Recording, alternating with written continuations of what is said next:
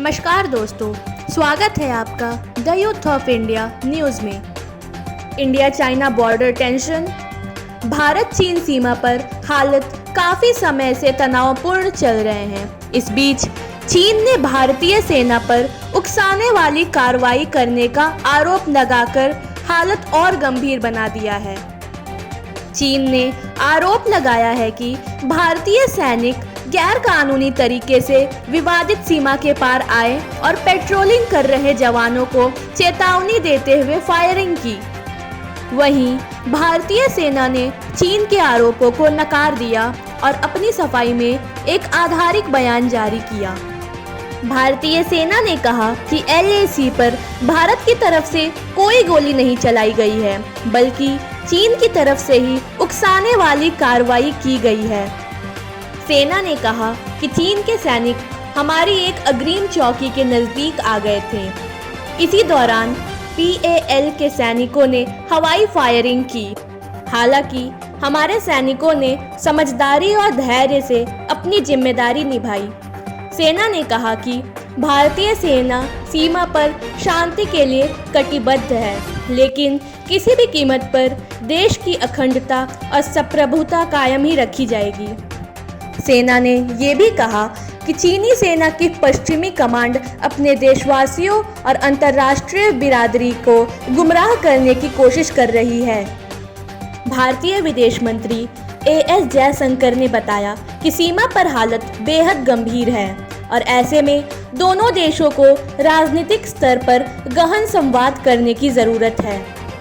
जयशंकर ने यह भी कहा कि भारत चीन के बीच 30 सालों से शांति है, जिसके चलते चीन हमारा दूसरा सबसे बड़ा व्यापारिक साझेदार है।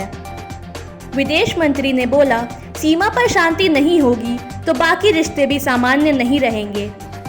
भारतीय विदेश मंत्री AS जयशंकर ने कहा कि पूर्वी लद्दाख सीमा पर हालत काफ़ी गंभीर है, इसलिए दोनों देशों को इस पर बातचीत करने की ज़रूरत है।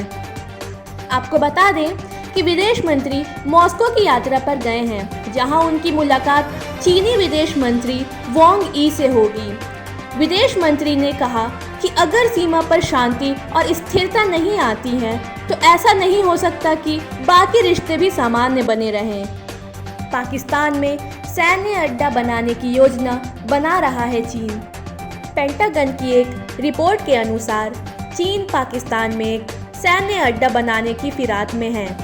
पेंटागन की यह रिपोर्ट भारत की चिंता बढ़ा सकती है।